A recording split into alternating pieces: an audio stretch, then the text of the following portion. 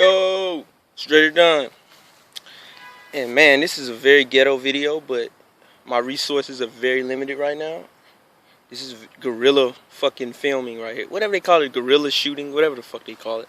But yeah, I'm gonna give you my top 10 hip hop albums of 2015. I usually make a video with like about a top 30. With my software, but my laptop is down right now, and this is the best I can do. I'm doing this on my phone in this country ass neighborhood. But yeah. Okay. First, I'm gonna list off a couple honorable mentions. This is so ghetto, but I don't care, cause I'm ghetto. Mick Jenkins' Waves. Really like that album. It didn't quite cut my top 10.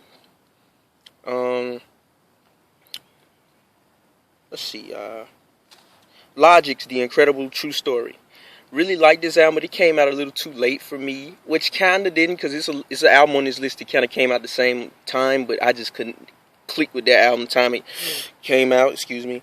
Denzel Curry's 32 Zell Planet Shrooms double EP. Really like this album, but first half of it isn't as strong as the second half. Joey Badass is Before the Money. A lot of people love this album. I liked it. It's probably my least favorite Joey project, with 1999 being the best and Summer Nights being the second best, in my opinion, of course. I just didn't feel this album just didn't have something. It just didn't have those songs that I just felt like, I don't know what it had. It just was kind of different. I just didn't feel it as much as I felt 1999 and fucking this crazy ass neighborhood and Summer Nights. La Orange and Jeremiah J. The Night Took Us In Like Family. I love this album like the beginning of the year, but it kind of faltered off. Jeremiah J is a very spitter, but La Orange's beats are amazing. Slum Villages, yes. I really liked this album when I first heard it. Still like it now, but just not good enough to make it. Well, I'm not gonna say good enough, but not, on my list. The final honorable mention is The Underachievers, Evermore, The Art of Duality. Really love this album. Let me count what's the name of this. Let me see. Anything else that I like? I swear to God, you can't have any privacy in this neighborhood. You can't film a fucking video. It's just people everywhere creeping on you and shit. Yeah. Let's get to the top 10. Number 10, It's Better This Way by Big K.R.I.T. Usually Big K.R.I.T's projects are way up there on my list. This one was really good, but it just wasn't as good as his earlier projects. It was a lot of great songs. Vanilla Sky, Standout Trap Party Tonight, The King Part 4. A lot of great tracks on this, man. K.R.I.T's still one of my favorite artists. Probably he's top 5 at least. Okay, number 9, Summertime 06, Vince Staples. Really love this album, man. It really took me a while. It's a very artistic album. I did not expect this from fucking Vince Staples to be, this creative with a project. It was his last album, Hell Can Wait. I love that shit. I love that probably more than this. I wanted more of that, and he gave me some nice songs. A great album. As an album, you listen to this thing. This album is best heard as a full album. It's great. You can listen to certain songs on here. Street Punks, Jump Off the Roof. Those are great songs, but as a whole, this album is amazing. Oddisee is The Good Fight. Man, this album, I loved this album already, but I liked it more once I watched Oddisee's interview he did with Dead End Hip Hop, and how he explained how he made the music, how he makes music. And I didn't even notice that on this album that Oddisee didn't curse one time. This album is it's not A kid can listen to this album and be fine. No cursing in this album. No N-words being thrown. He's just a great rapper. Oddisees, man. A great album. Good fight, man. What's that? Don't judge a book by its cover. I like that song. Man, this album is so good. J-Rock's 9005. Another album that easily could have been in my top 3. But it just dropped off, man. Other things came and knocked it out. I really love this album, man. Gumbo is still my shit. Money Trees Part Deuce is still my shit. Loved it. An album that came up, number 6 is an album that really came up on me near the end of the year. I liked it, and I listened to it earlier the year. I liked it, but it really didn't have that for me. And this is the album that really, I listened to it the whole year, and it got better and better. I Don't Like Shit, I Don't Go Outside by Earl Sweatshirt. Let me get back in the light. Very, very, very, very, very somber, droopy, fucking just depressing album. I love it though. Earl's lyricism is untouched. Like, it's not that many rappers in the game. Earl is like younger than me. I'm 23. Earl's like 21, 20. Earl can out-rap motherfuckers 30, 40 years old. This dude is just a beast. He's top 5 lyricists, in my opinion. I know it's a lot of people going to throw the older guys in there, but I like it. Earl is just a beast. I don't know what the hell these cats are doing. Let me creep back around here before somebody interrupt my damn video.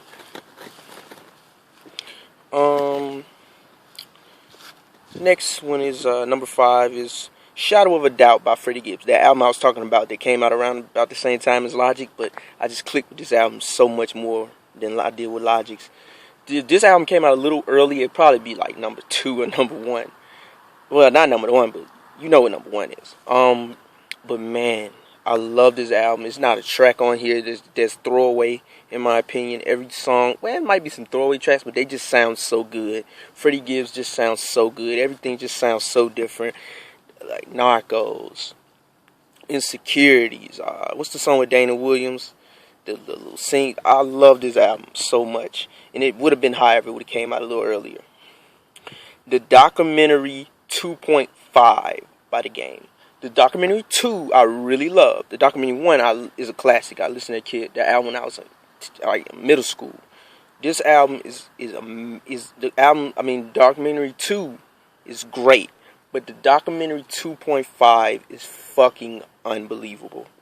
This is one of the best albums I've heard this year by far. Obviously, it's on my hip hop list, but man, The Game. It's the songs like some of the songs like Life, Get Up with Nas on that shit. And what's they do? Anderson Peak. He's fucking great. He was on he was on like 3 or 4 songs on this album. He's great. It's a song that with a Stevie Wonder sample. I forgot. I think it's called Magnus Carlsen. It is fucking unbelievable. That's my favorite song right now. It got the Rocket Man Stevie Wonder sample, and it's fucking great. The Game, he fucking delivered an amazing album. Both of these albums are great, but 2.5 is just unbelievable. Number 3, another album that was up on my list at the beginning of the year, went down and resurrected himself to just being one of my favorites. Lupe Fiasco's Tetsu and Youth. Oh my God. Every song on this album is nothing's throwaway. Every song on this album has a meaning. It has a purpose. It is unbelievable. This album is the best album Lupe's made since The Cool. I don't think it's up there with The Cool. I think The Cool is one of the best rap albums to come out in the last 30 years. Like, I think The Cool's top 5 of the last 30. I love The Cool. The Cool is one of my favorite albums ever in history of music, any genre.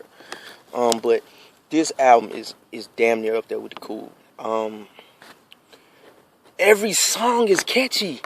Lupe is just a fucking beast. I hope he keeps making this. He dropped that little EP, Pharaoh Heights. It was amazing. I mean, Lupe, keep rapping like this. Keep choosing these type of beats. Keep doing your thing, Lupe. Don't be a fuck. Do you, Lupe? Lupe should be selling with Drake, J. Cole, Drake, and Kendrick is selling. Lupe is really talented. Man, not much else I can say about this album. Amazing. Okay, number 2 is from a album from an artist that you may or may not have heard of. He's with Ninth Wonder. His name is Add 2. Man, this album is fucking unbelievable. I don't think this album's getting enough praise. I think Dead End Hip Hop, I think one of them had it. I think Ken had it on his list. But man, this dude, Add 2 is fucking great. He's the best punchline rapper in the game right now. Like, he says the most, he's like the Arnold Schwarzenegger of one-liners in hip hop. Like, he is fucking amazing. He says and he's so great on so many levels. He can do any kind of song. He can do a shit-talking song. He got this song, Set It Off, where he just goes crazy on the fucking mic, and the beat changes up, and it switches from a more hype beat to a mellow beat, and he fucking murders both of them. He has a song called The Niggaloo is fucking amazing, where he's speaking some real shit on there. He has another song, Good Morning Black America, that's just probably one of my favorite songs I heard this year. The fuck is that? Okay. But man, it is just absolutely wonderful what he did with this.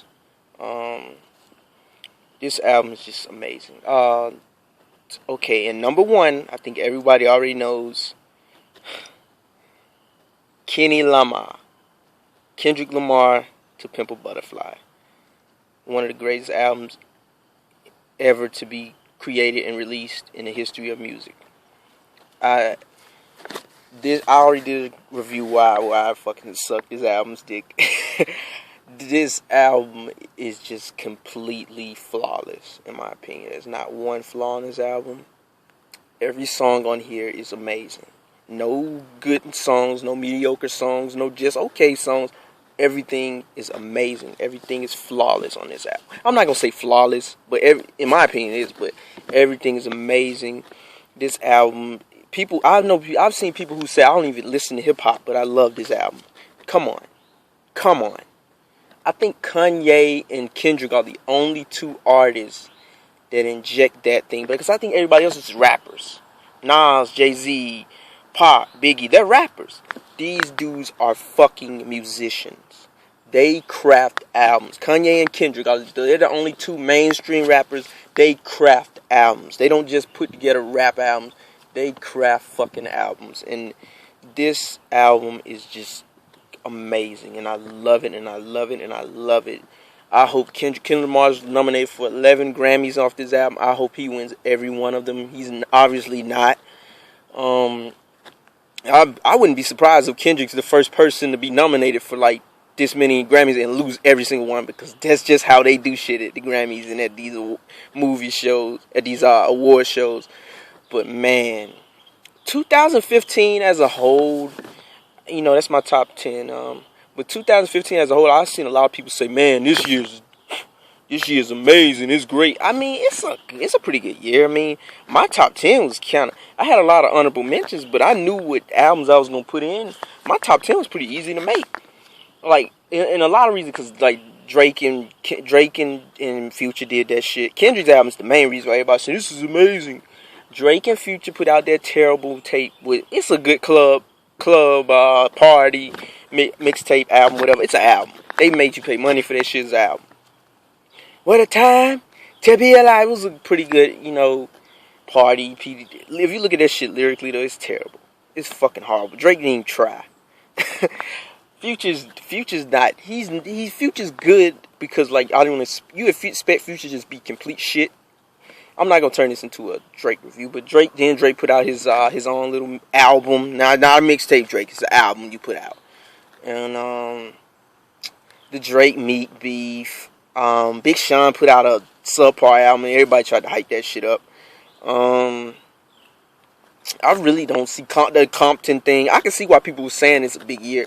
Compton, because everybody hyped Big Sean up for years, and now he finally put out an album which they think is, this is the one, which that shit was whack. Compton the movie, then the fucking Straight Outta Compton the movie, then Dr. Dre put out the album. I guess that's why people saying it's hype, but it's not like dope albums. I remember 2011 was better than this shit. 2012 when Kendrick dropped Good Kid and Absol dropped Control System and Killer Mike dropped that rap music. Like, that was a year. Those are 3 amazing LPs. But yeah, man, I'm not gonna ramble on, man. That's my top 10, and I'm sticking by it. My honorable mentions. I have a lot of honorable mentions, but I just said I'll just list out a couple. I mean, give me your top 10 in the comments section, or make a video replying to this, or whatever, man. Till next time, Dre the Don. Peace.